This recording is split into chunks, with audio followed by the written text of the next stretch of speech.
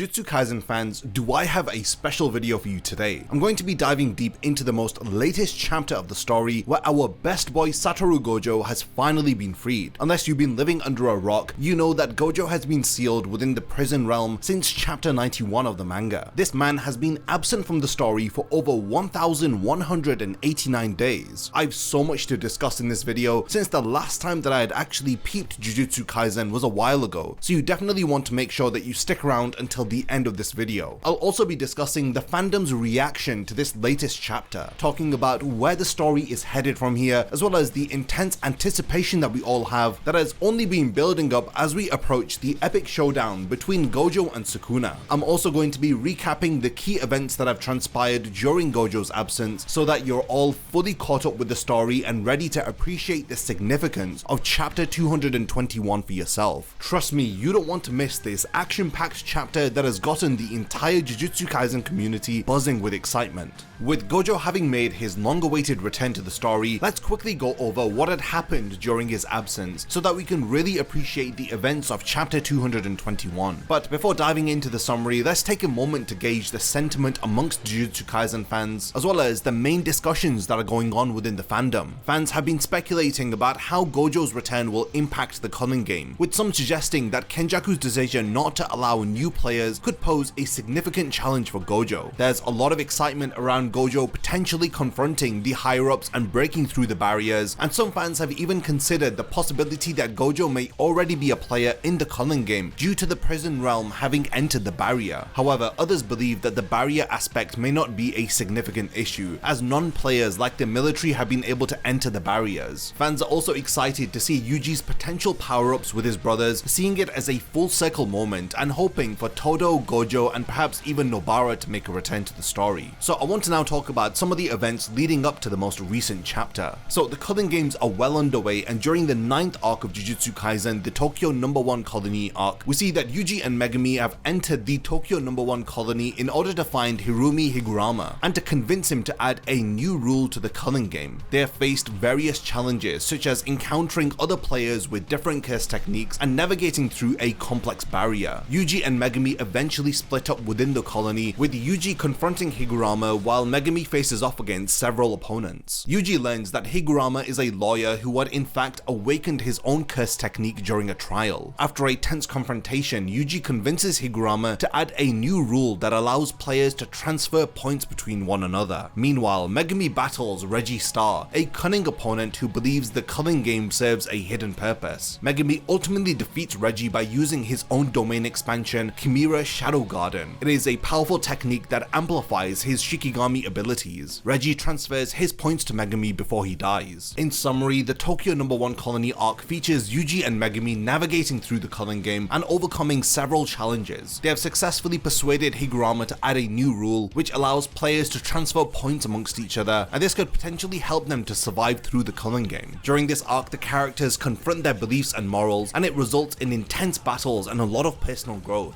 This is then followed by the Sendai Colony arc, which is the 10th story arc of Jujutsu Kaisen. It follows Yuta Okotsu in the Culling Game as he faces off against several opponents in the Sendai Colony. The intensity of the battles during this colony surpasses that of Tokyo No. 1 Colony. All of the fighting eventually reaches a stalemate amongst 4 elite players, who are Durov Lakdawala, Takako Uro, Ryo Ishigori, and Kurorushi. Yuta's arrival breaks this deadlock, as understandably he gets the attention of all of these other players. Yuta first faces Kurorushi, who is a cockroach-cursed spirit. Although he tries to exorcise the creature without resorting to his full power, he is ultimately forced to use his reversed cursed energy in order to defeat it. Yuta then finds himself in a 3-way battle with the 3 other elite players. As the battle progresses, each participant unleashes their domain, leading to a triple domain expansion. This eventually culminates in an insane situation where the sorcerers are unable to use their curse techniques. Kurorushi returns, causing even more chaos, but he is eventually eliminated by Ryu. And this of course sets the stage for an intense battle between Yuta and Ryu. After a hard-fought fight, Yuta emerges victorious, satisfying Ryu's long-standing craving for a challenging fight. He then confronts Uro and Ryu in order to obtain their points, which brings Yuta's total to 190 points. In summary, the key developments of the Sendai Colony arc include Yuta breaking the stalemate amongst the top 4 players, a triple domain expansion occurring, the reveal of some intense intense battles against cursed spirits and Yuta's ultimate victory, which leads to him amassing a significant number of points. The Sendai Colony arc showcases Yuta's intelligence and determination, and it proves that he is one of the most powerful sorcerers in the Jujutsu Kaisen world. Next up, we have the Tokyo No. 2 Colony arc, which features Kinji Hikari and Panda venturing into the second Tokyo colony in order to track down Hajime Koshimo. When they enter the colony, they immediately get separated, as Hikari encounters Charles Bernard, a young manga artist who has lost his aspirations due to the Culling Game. After a heated discussion, the two engage in a battle where Charles uses his cursed tool called G Warstaff in order to foresee Hikari's future. However, Hikari counters this by activating his own domain expansion, Idle Death Gamble. In this pachinko-styled domain, Hikari overcomes Charles' strategy and defeats him using infinite cursed energy from hitting the jackpot. Meanwhile, Panda ends up in a shipping yard and he stumbles upon Hajime Kashimo. Despite his best efforts, Panda is overpowered by Hajime, who ends up destroying 2 of Panda's 3 cores. Now, just as Hajime is about to finish Panda off, Hikari, overflowing with cursed energy, arrives to save him. Hikari then faces off against Hajime, showcasing his incredible abilities as one of Gojo's top students. He brings Hajime into his domain, where he stands an even better chance at hitting the jackpot. Despite facing an almost unkillable opponent, Hajime is determined to prove his strength, as both fighters take considerable risks, and it ultimately leads to Hikari winning. At the end of the battle, Panda searches for Hikari, while the Kyoto Jujutsu High students move forward with the next stage of their plan in order to combat the Culling Game. In summary, the key events during this story arc include Hikari defeating Charles Bernard, Hajime Kashimo overpowering Panda and destroying 2 of his 3 cores, and lastly, Hikari emerging victorious in his battle against Hajime Kashimo. During the 12th story arc of Jujutsu Kaisen, titled the Sakurajima Colony arc, the story focuses on Maki Zenin and Noritoshi Kamo as they confront a familiar enemy. Following the events of the Shibuya incident, Kamo realizes that Kenjaku has already infiltrated his clan with puppets. Despite all of his attempts at trying to expose them, Kenjaku remains several steps ahead of him. Left with no other option, Kamo joins Maki during the Culling Game, where they face a mysterious cursed spirit which possesses a very recognizable aura. This cursed spirit is revealed to be Naoya Zenin, who has in fact been reborn as a powerful and hideous vengeful curse after his death. As Maki and Kamo work together to defeat their twisted opponent, their actions only lead to Naoya's evolution into an even stronger vengeful cursed spirit. Despite combining their strengths, Maki and Kamo struggle to keep up with Naoya's increasing speed and power. As Maki is overwhelmed by Naoya's exceptional speed, she requires some time in order to recover. Kamo, who is no longer the heir to his clan and without a place to call a home, decides to risk everything to give Maki the time that she needs. Just as the situation seems to be hopeless for Kamo, a masterless swordsman and a sumo enthusiast enter the scene. Now, these two individuals, whose passions have been abandoned by modern Japanese culture, join the battle against Naoya. Maki then decides to engage in a sumo match with Rokujushi Mio in order to clear her thoughts and to come to terms with relying on others. Through this experience, Maki undergoes a lot of personal growth. With help from the sumo wrestler and the samurai, Maki's abilities end up being enhanced and she turns the tide against Naoya. During the final confrontation within the Sakurajima Colony,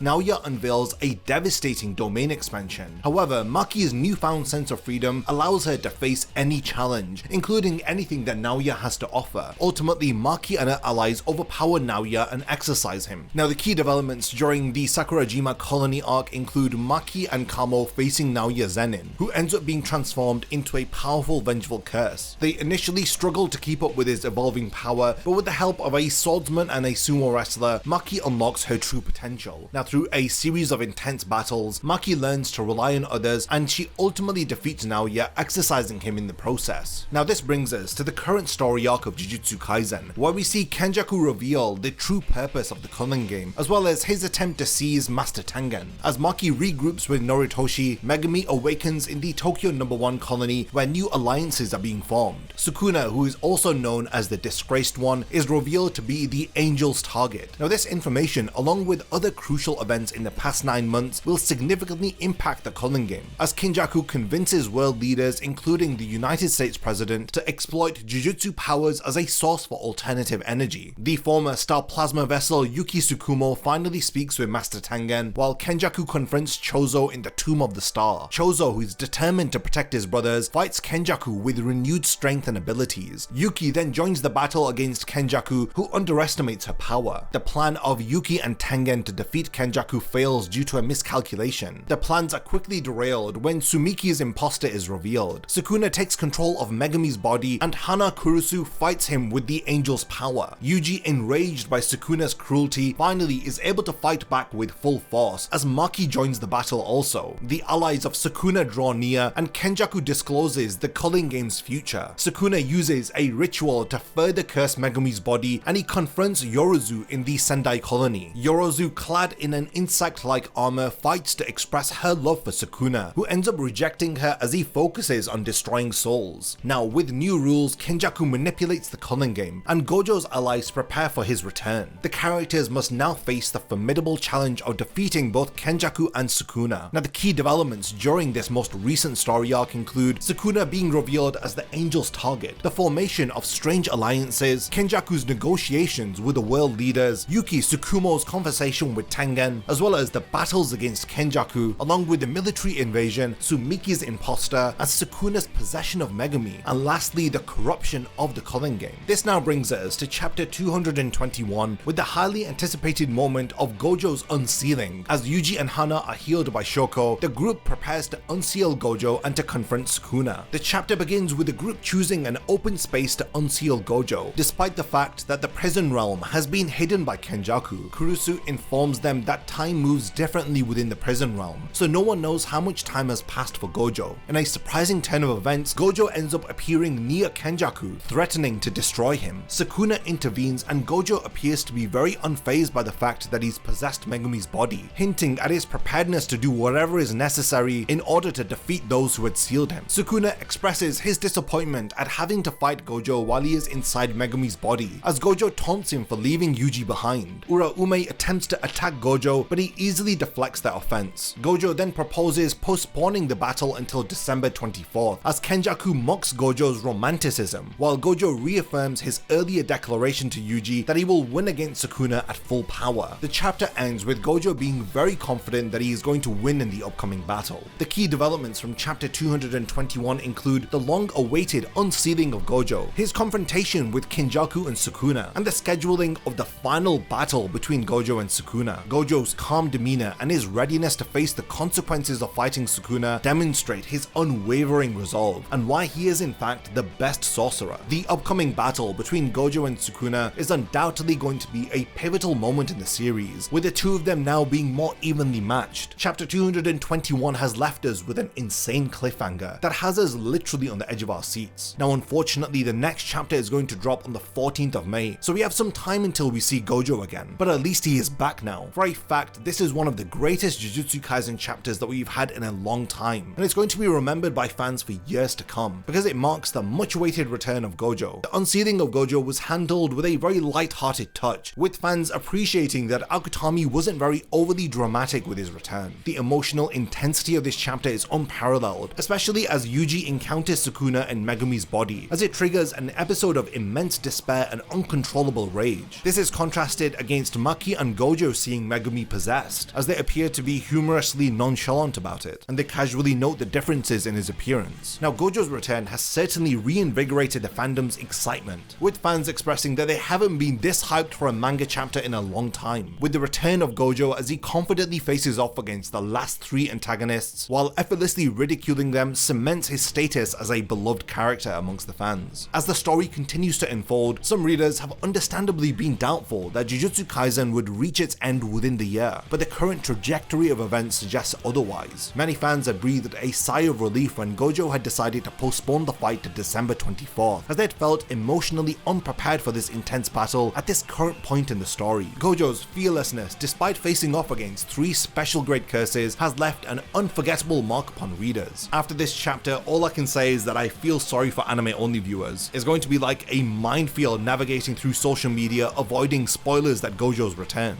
Now, overall, chapter 221 of Jujutsu Kaisen has left all of us eagerly waiting for the next chapter, with the story developments and Gojo's return creating a renewed sense of excitement and anticipation for the next chapter. Wow, what an incredible journey. We've just talked about the unsealing of Gojo, as well as going over all of the recent events within the manga, as we are left to now anxiously wait the epic showdown between Gojo and Sukuna. It's very clear that the series is now building up to its climax, as we're seeing more and more intense battles battles, and unexpected team-ups, with characters going through a lot of personal growth, and all of this taking place within the ever-evolving Culling Games. Akutami is doing an amazing job as of recently to keep all of the fans engaged, and there's no doubt that we're building up towards an action-packed finale. Now let me know all of your thoughts about the return of Gojo and chapter 221 of Jujutsu Kaisen. I can't wait to read all of your reactions within the comments. Personally, I'm glad that the guy who's been running the How Long in the Box Twitter page can finally retire happily after literally counting down every single one of the 1189 days that Gojo has been sealed within the prison realm. Now lastly, thank you for making it to the end of this video, and I can't wait to see you in my next Jujutsu Kaisen video. If you enjoy my content, then you can support my channel through Patreon for as little as $1 a month, or even through YouTube by becoming a channel member. You will gain access to exclusive channel perks and a Discord server which I frequently use. So become a member of my Zero Division and be the first to know about my upcoming videos. And once again, thank you for sticking around till the end of the video, and whatever you contribute will mean a lot to me.